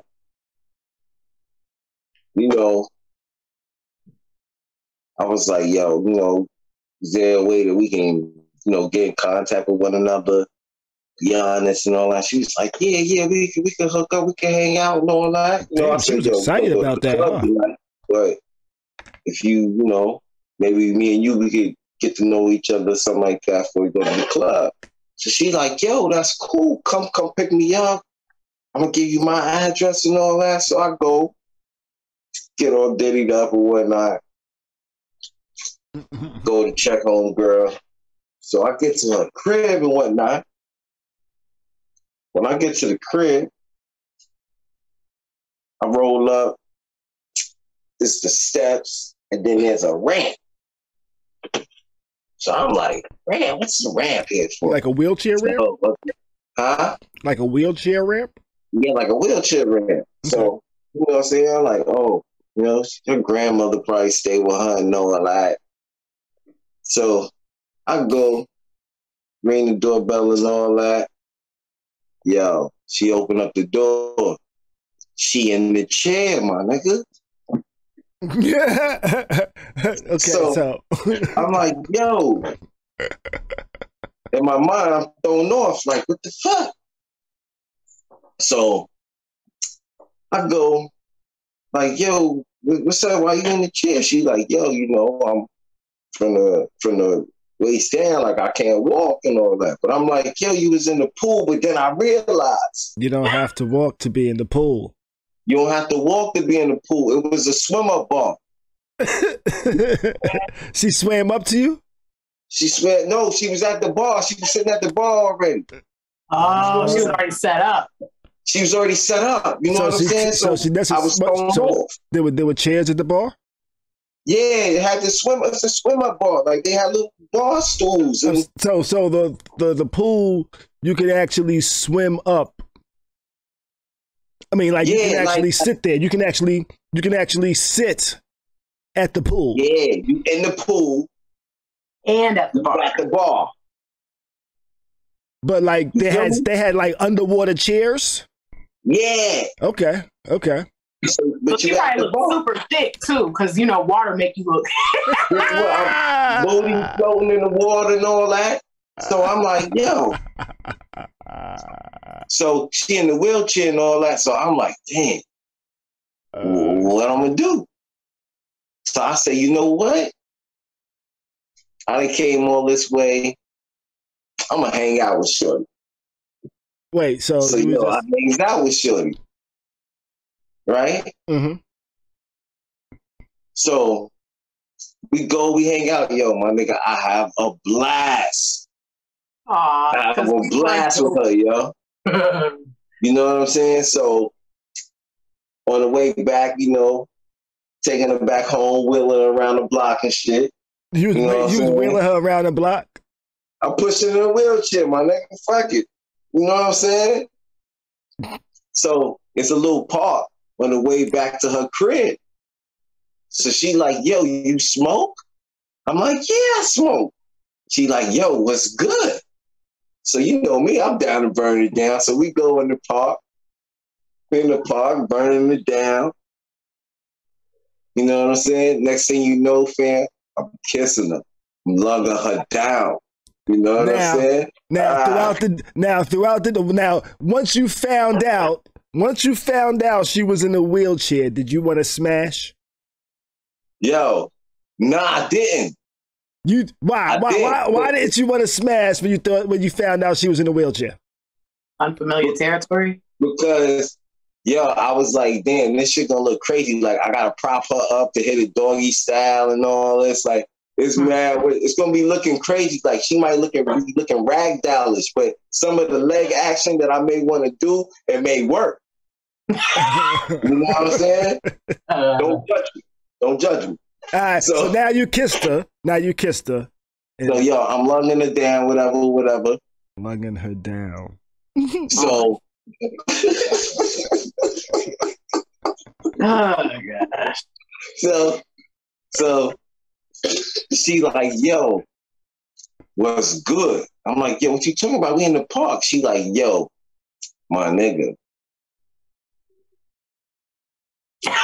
Let's get nasty, you know what I'm saying? I'm like, oh. So next thing you know, I'm like, that shit kind of turned me on. So now I'm sitting on her lap in the wheelchair, right? What do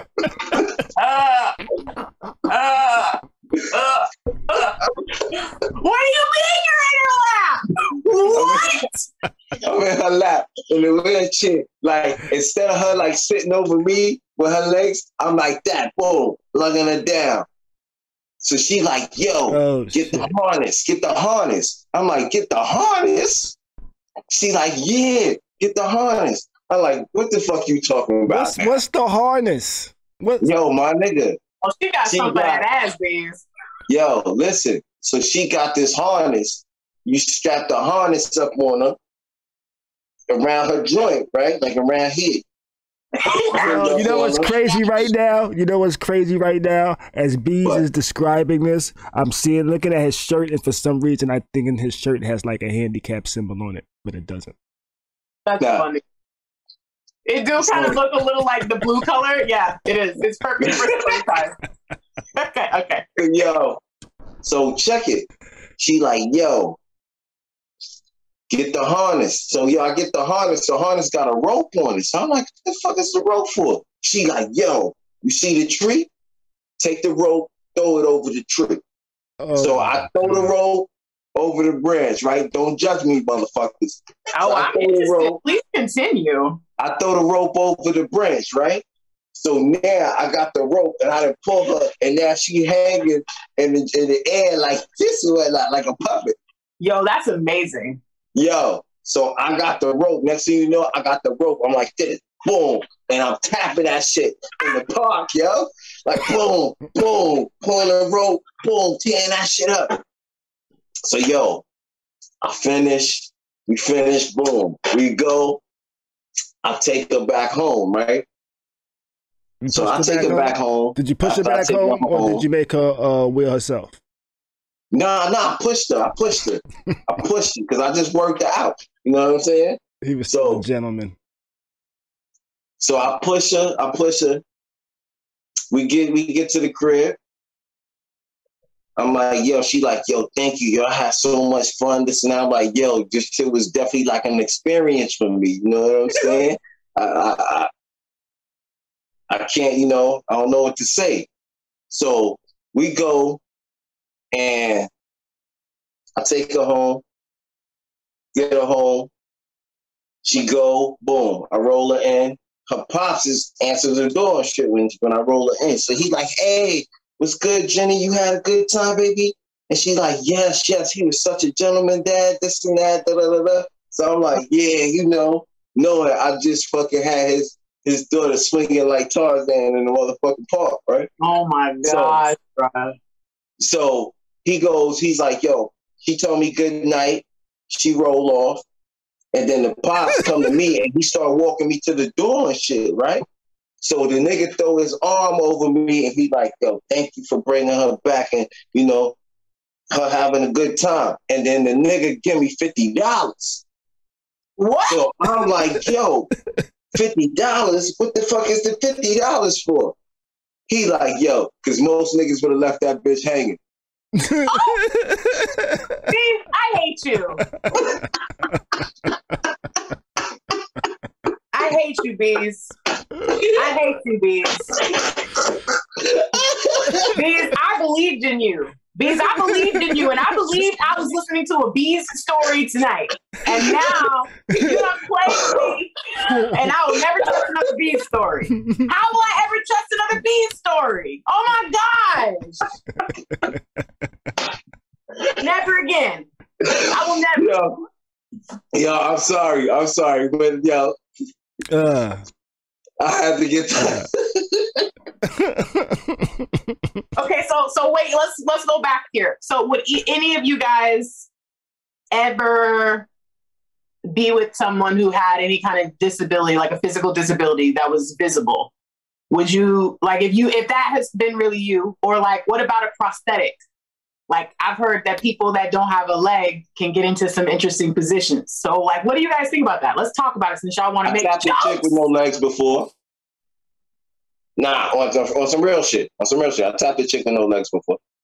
Yeah. With no legs, or she was in a wheelchair? Like, she had legs. It just, they didn't work. Nah, like she had the stubs. Like she had the stubs. The stubs. Oh, well, me personally, I smashed a chick with a fake ass before. I don't like chicks with fake asses anymore. Oh my God, Khary. So like wait, like silicone? Yeah, like a fake ass, right? And now I know I don't like women with fake asses like that. So I'm pretty judgy, I think, maybe. So probably not. I probably wouldn't be with somebody that I knew like their leg could come off. Like, so mom gonna get you sucking shit? Yeah. A prosthetic. Is that what would be the word for that? Judgy? Shallow. Shallow? Shallow how? I mean, it's shallow, but it's also not. Yo, sure like, right? What? Yo, sure that said, yo, I said a fake ass is a disability. You're an idiot. That's a disease. That's a disease, yo. Yes. No acetone. Oh, shit. Well, anyway, one time I thought about it, and I was like, what would happen if, like, my man's dick, like, got infected or something, like on some non-STD shit, just he got a cut on it, it got infected, and his dick fell off. Whoa. And they had to put on, like, a fake dick where he, like, pumped it up through his leg. Like, let me be real. No, that's what they do. Did you guys know that? Did you know that there's, like, a pump, and it's, like, connected to you, and you can actually, like, pump it? No, so, did not know this. I thought about this because I've had a conversation with someone before about whether or not you would fuck with someone with a micro penis. And that's basically where the dick looked like a little baby, the dick like this big, like the tip of my finger. Ooh, like, so the dick looked like a big clit? It looked like a big clit? Yeah, because sometimes smaller than a big clit. Because I've seen some of those porn clits, you know, the porn clits, and the micro penis be smaller than that from what I've heard. So I've had these conversations before. Ooh. So my question is... Shakima says she knows someone with a pump. Did you try it, though? Did you try it? See? So, okay, that's the thing is, to me, I don't know if I would really care because personally, I prefer the oral persuasion anyways. So I would feel more for them like, dang, how are they going to get their pleasure? But I'm sure I would figure it out. But I don't think I'd be grossed out like if it was my dude. Now, if I met a dude and that was like a thing he didn't tell me in the beginning, that or the micro penis thing, I think I would be offended that he wasn't real with me at first. But if I liked him enough, I honestly don't know if I would give him up. Now, how close do you have to be with somebody for them to decide to want to be that open with you? I think you should tell people immediately. About micro penis? So micro penis should be something discussed out the gate, huh? I feel like within the first, like, let's say, okay, if it's an online conversation, how long is the online conversation process? So let's say you got, because some people want to immediately, and some people want to talk for a while. So if it's I would just online, say the first 20% of the conversation. So you almost feel like it should be in their profile, huh? I mean, I feel like if we lived in a more open society, I would say yes. But that I think is too messed up because people could screenshot them and out them. You know what I'm saying? Shit. So I wouldn't say that. But I would say, like, if we talk for a week, you should probably tell me by day 2. If we talk for a month, you should probably tell me by the end of the first week.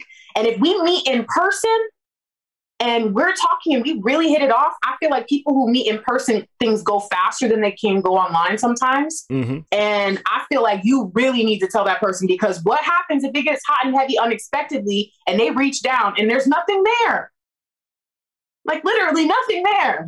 And then you thinking that he's a she, right? No, well, see, is he a she? I don't think so. He doesn't have a vagina. He has a penis. It's just micro size. Yo, some of these comments are funny as hell, yo. What's in the comments?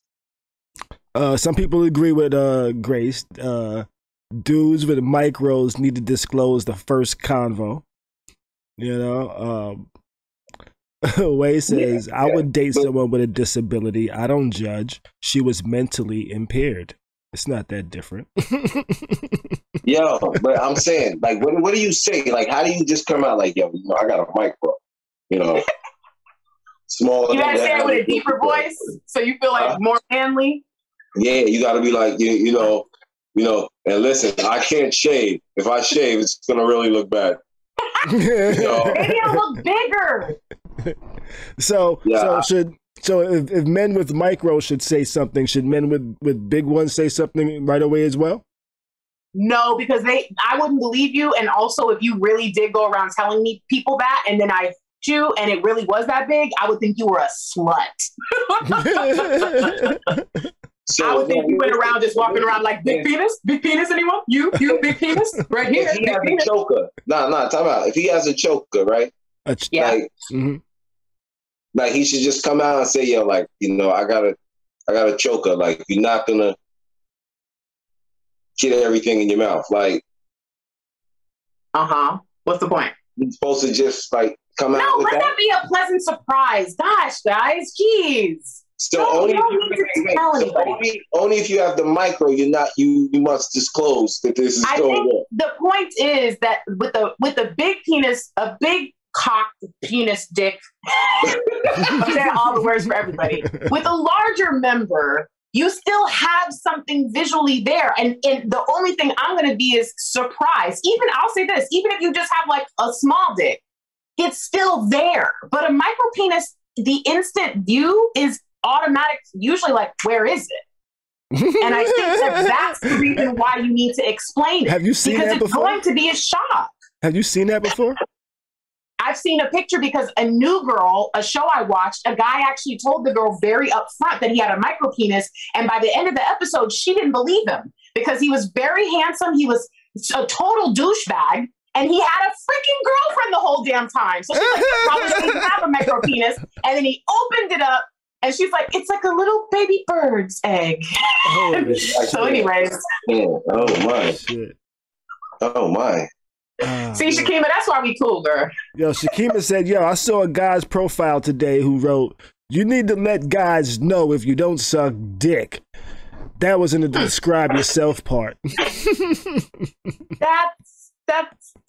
Okay, that's too far. Again, come on, my guy. Khary said, his girl just said it should be part of your introduction. Yep. What? Wait. The micro penis part of the introduction. Yeah. The micro penis. Hi, my name's Bees, and I have a micro. I'm just kidding. Bees, like, why didn't you say my name? My name is Bees, and I have a micro machine. And, oh man, yo, y'all are silly tonight now. Okay. Shit. Well, shit, you wanted to be all serious at the beginning. It's Friday, I damn tried it. not to be serious. I don't know how we got into micro penises here. You know, that's not actually on my list for tonight. You know, nowhere on here does it say micro penis topic. Shawnetta said the smart thing. What, Bees? I don't know how we got to this. I know I did it. Look, and Shawnetta said the smartest thing. She said, if he's smart, he'll wait until after the girl likes him. Exactly. That's why I said, I honestly don't know what I would like be like. I just can't do it. If I like you, I like people when I like them. I don't let myself like people like that. So if I like you, that means not only did you like knock down my defenses, but then on top of it, you probably are dope as fuck to even have my attention to let me knock down those defenses. So, bruh, if you then tell me there's something going on that's going to impede on our relationship, but not really, unless I decide to make it, I don't know if I'd be able to just be like, oh, I can't do this and walk away. I don't think I could. But if you do it early on, I probably would walk away unless I think you're fine enough.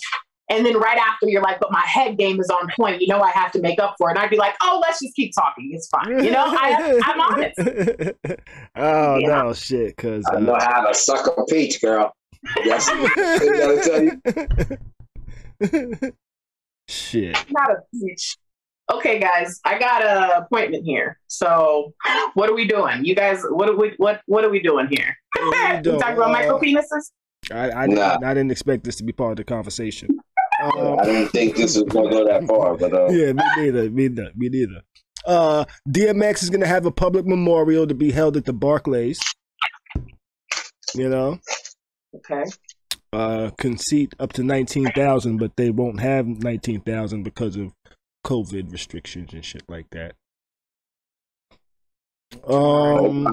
People like pass through. I think that's going to be like the ill pass through funeral.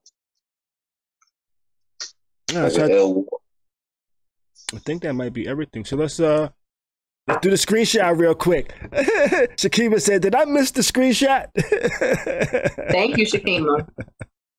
Let's go ahead and do the screenshot real quick. You know, yeah. I guess we're gonna get ready to wrap up, right? Y'all ready? I guess. Screenshotted it. All right, cool. Wait, what did you screenshot? You never wait till I'm still. Okay, let's go. You ready? I'm gonna go 3, 2, 1. Clickety click click click. That's a screenshot. Thanks, you guys. Thanks for letting me have my multiple picture opportunities. I don't think Kari's daughter has gotten him yet with the dad. Do it right, dad. So I have. Yo, my kids don't even complain about my picture taken or nothing. They just be like, "God, can we get this done with?" You do. You're right. Your kids look like they be like that in their pictures. They be like, "God, can we come on? Can we hurry up?" And I'd be like, "Yo, can y'all motherfuckers smile, please? Can y'all do something?" We're not happy. And they'd be like, They give me don't want to take this picture, but you're gonna make me, so fine. They give me the super fake smiles. You know, the super fake smiles is when it just be like, just all mouth, just be like this. I feel like the only people that get your kids actual smiles are their friends, and then you, when you feed them something they really like, or give them a present. Yeah, right. Your kids are super like chill, bro. They're so chill. So I guess on Tuesday night, what we gonna talk about Tuesday? We're gonna talk about Tuesday's 420. 420. We're gonna have fun. Yo, should we do the show early or late or on time? And I say that because it's 420, and there's also verses that night. Method Man and Redman. Yeah, Method Man and Redman. Can't believe they're putting them against each other. That's terrible. You know? So, and that starts at 8 p.m. So I'm not going to be streaming it because they kicked my ass off of YouTube before for streaming it. You know? How long you think that versus is gonna be? The versus is gonna be probably about 3 hours. Oh, I can't do it after, but a lot of people are saying after, so maybe you guys can go late, and I'll just have to cut out a little early, but I don't mind. Figure it out. Yeah, I don't want anybody to miss the verses, you know. It's gonna be. It should be a fun. Funny, man. Just go with the flow, Khary. You know, it should be a fun versus though. Maybe you might do a little pre-show and then post-show. All right. Ooh, you know what I could do? Yeah. I could actually stream the verses, but like, but like only stream it on like my Twitch or some shit like that. You know. Maybe we'll see.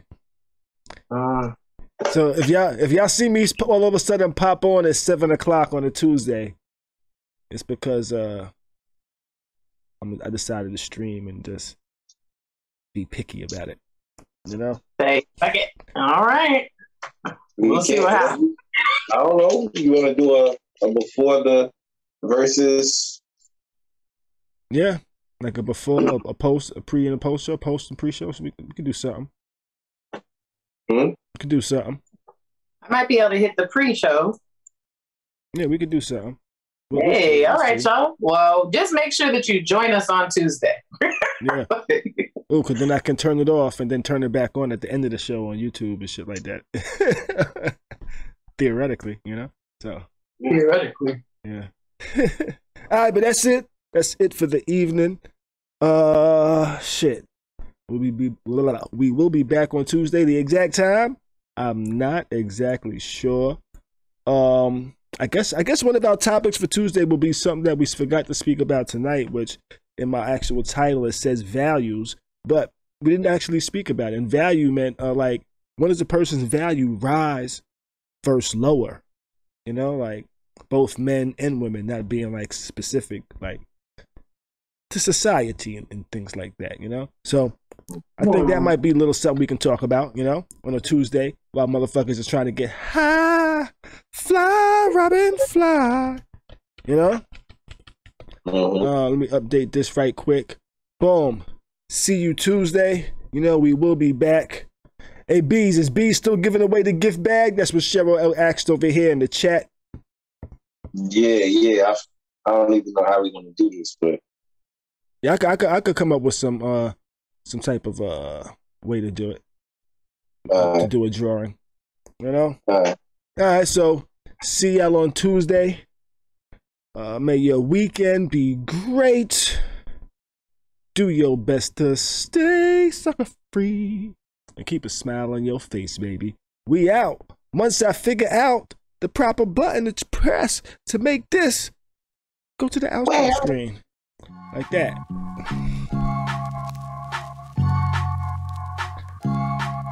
I'll be a little dramatic sometimes. But that was a good show. That was interesting. We got a lot deeper than I wanted it to actually go, but it was still fun, you know?